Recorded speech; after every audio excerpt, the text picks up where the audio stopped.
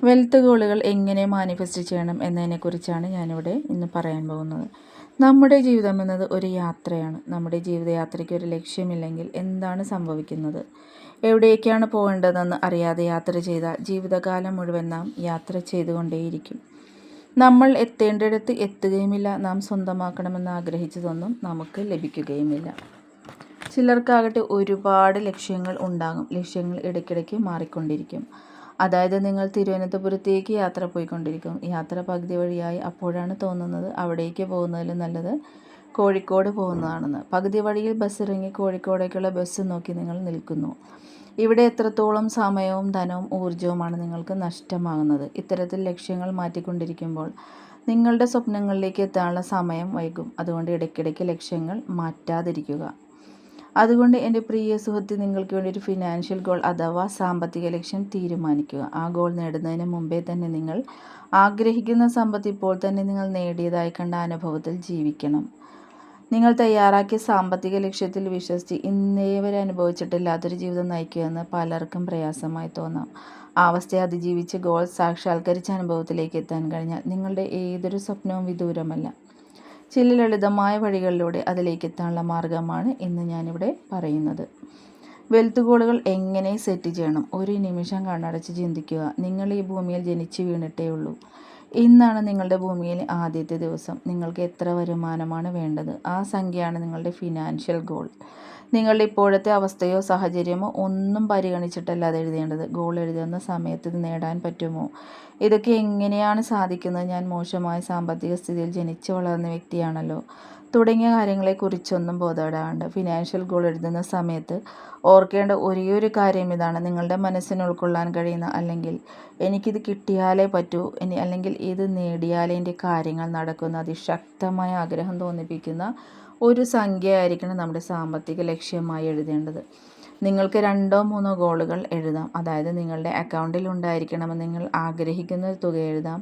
നിങ്ങൾ വാർഷിക വരുമാനമായി ആഗ്രഹിക്കുന്ന തുക എഴുതാം. അത് നിങ്ങളുടെ ശമ്പളമാകാം, അല്ലെങ്കിൽ ബിസിനസ്സിൽ നിന്നുള്ള ലാഭമാകാം. കൂടാതെ നിങ്ങളുടെ ദീർഘകാല ഹ്രസ്വകാല ഗോളുകൾ എഴുതാം. ഇങ്ങനെ എഴുതുമ്പോൾ അത് നിങ്ങളുടെ മനസ്സിന് ഉൾക്കൊള്ളാൻ പറ്റുന്ന തുക കൂടിയായിരിക്കണം. ഒരു തുക എഴുതുന്ന സമയത്ത് എനിക്കിത് പറ്റില്ല എന്ന് ഒരിക്കലും തോന്നരുത്. നിങ്ങൾ ആഗ്രഹിക്കുന്ന പണം നിങ്ങളിലേക്ക് വരുമെന്ന പൂർണ്ണ ഉറപ്പോടു കൂടിയായിരിക്കണം എഴുതേണ്ടത്. നിങ്ങൾക്ക് ഇപ്പോഴുള്ള വരുമാന സ്രോതസ്സ് സാലറി മാത്രമായിരിക്കാം. പക്ഷേ ചിന്തിക്കേണ്ടത് ഇങ്ങനെയാണ്: പല വരുമാന സ്രോതസ്സുകളിലൂടെ ഞാൻ ആഗ്രഹിക്കുന്ന സംഖ്യ എന്നിലേക്ക് വന്നുകൊണ്ടിരിക്കുകയാണ്. അത് ഏത് വഴിയിലൂടെയാണെന്ന് ഇപ്പോൾ ചിന്തിക്കേണ്ടതില്ല. നിങ്ങൾ ആഗ്രഹിക്കുന്ന സംഖ്യ പൂർണ്ണ വിശ്വാസത്തോടെ അതിൽ എഴുതി വയ്ക്കുക. ഇനി ഗോൾ നേടിക്കഴിഞ്ഞാൽ നിങ്ങൾ എന്ത് ചെയ്യും? ഫിനാൻഷ്യൽ ഗോളുകൾ തീരുമാനിക്കുന്ന സമയത്ത് പലരുടെയും പൂർണ്ണ ശ്രദ്ധ ആ ഗോളിൽ മാത്രമായിരിക്കും. അതായത് നേടണമെന്ന് ആഗ്രഹിക്കുന്ന തുകയിൽ മാത്രമായിരിക്കും. എന്നാൽ സ്വന്തമാക്കണമെന്ന് ആഗ്രഹിക്കുന്ന സാമ്പത്തിക ലക്ഷ്യമായി തീരുമാനിച്ചതുകൊണ്ട് മാത്രം കാര്യമില്ല. ആ സംഖ്യ നിങ്ങൾക്ക് കിട്ടിക്കഴിഞ്ഞാൽ അത് എങ്ങനെ വിനിയോഗിക്കണമെന്നാണ് ആഗ്രഹിക്കുന്നത്. ഇതിനെക്കുറിച്ച് വ്യക്തമായ ധാരണ നിങ്ങൾക്കുണ്ടാകണം. ഉദാഹരണത്തിന്, നിങ്ങളുടെ ബാങ്ക് അക്കൗണ്ടിൽ 50 ലക്ഷം രൂപയാണ് സ്വപ്നം കാണുന്നതെങ്കിൽ ആ തുക കിട്ടിക്കഴിയുമ്പോൾ നിങ്ങൾ എന്ത് ചെയ്യും? ഏതു രീതിയിൽ വിനിയോഗിക്കും? ഇതിൻ്റെ പ്രാധാന്യം എന്താണെന്ന് വെച്ചാൽ, പണം വിനിയോഗിക്കുമ്പോഴാണ് അത് ആകർഷിക്കപ്പെടുന്നത്. വെറുതെ സൂക്ഷിക്കാനാണ് ഉദ്ദേശിക്കുന്നതെങ്കിൽ പണം വരാനുള്ള സാധ്യത നിങ്ങളിൽ കുറഞ്ഞു വരും. ആഗ്രഹിക്കുന്ന പണം ലഭിച്ചു കഴിഞ്ഞാൽ നിങ്ങളുടെ സ്വപ്ന വാഹനം വാങ്ങും, കുടുംബമൊത്ത് വിദേശ യാത്ര പോകും, കുട്ടികളുടെ വിദ്യാഭ്യാസത്തിന് ചിലവഴിക്കും, അല്ലെങ്കിൽ ബിസിനസ് തുടങ്ങും. ഇങ്ങനെ കൃത്യമായ പ്ലാൻ തയ്യാറാക്കുക. 1, 2, 3 എന്നിങ്ങനെ ലിസ്റ്റിട്ട് ബുക്കിൽ നിങ്ങൾ എഴുതി വയ്ക്കുക.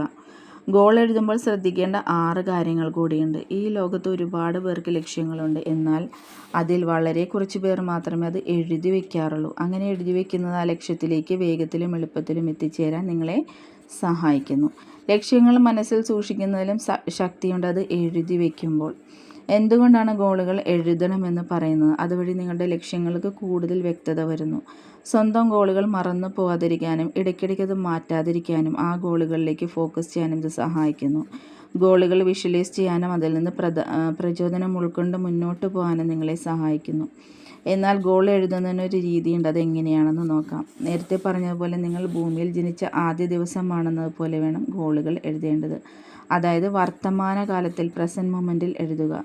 നിങ്ങൾ എഴുതിയിരിക്കുന്ന ഗോളുകൾ വിശ്വസിക്കാൻ നിങ്ങൾക്ക് പ്രയാസമാണോ? വലിയൊരു ഗോളാണ് നിങ്ങൾ എഴുതിയിരിക്കുന്നത്. അതിലേക്ക് എത്താൻ നിങ്ങൾക്ക് ഒരുപാട് യാത്ര ചെയ്യേണ്ടി വരും.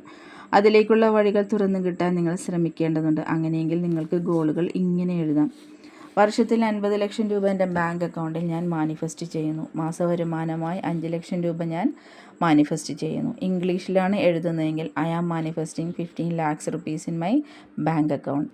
I am in the process of manifesting 15 lakhs rupees in my bank account. I am manifesting 5 lakh rupees as my monthly income. ഇങ്ങനെയും നിങ്ങൾക്ക് എഴുതാം. ഗോൾ എഴുതുമ്പോൾ നിങ്ങൾക്ക് തോന്നുകയാണ്, ഈ ഗോൾ ഒരുപാട് ദൂരെയൊന്നുമല്ല, ഞാനൊന്ന് ശ്രമിച്ചാൽ എനിക്ക് കിട്ടും.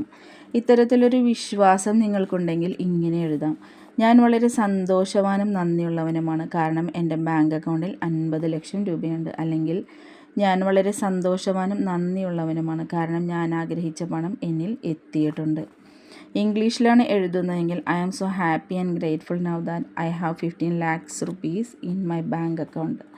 സ്വന്തം ലക്ഷ്യത്തെക്കുറിച്ച് വളരെ ഉറപ്പുണ്ടെങ്കിൽ, എന്തൊക്കെ സംഭവിച്ചാലും എനിക്കത് കിട്ടുമെന്ന പൂർണ്ണ വിശ്വാസം നിങ്ങൾക്കുണ്ടെങ്കിൽ ഇങ്ങനെയാണ് എഴുതേണ്ടത്: എൻ്റെ ബാങ്ക് അക്കൗണ്ടിൽ 50 ലക്ഷം രൂപയുണ്ട്. അല്ലെങ്കിൽ എനിക്ക് 5 ലക്ഷം രൂപ മന്ത്ലി വരുമാനമുണ്ട്. ഇംഗ്ലീഷിലാണെങ്കിൽ I have 15 lakhs rupees in my bank account.